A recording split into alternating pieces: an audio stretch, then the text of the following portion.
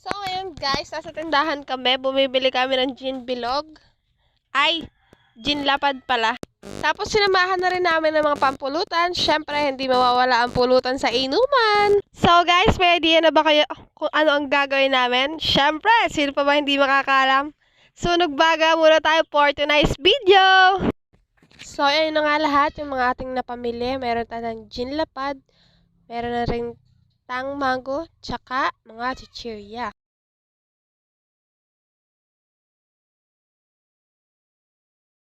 So, ayun guys, pauwi na kami dyan. O, pakit muna ang mga walang ilong. Siyempre, meron. Butas lang. At ayan na nga, nakarating na kami sa bahay.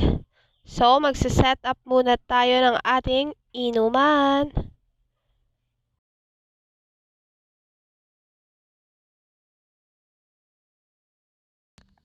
So, bali guys, ang pulutan natin is meron tayong lomi, tsaka mix mani, tsaka bali wala pang tama yan, napapasayaw na agad. O, diba? Napakatigas. San ko dyan? Taga. Anong ginagawa mo? So, ayan guys, ready to shot na po tayo.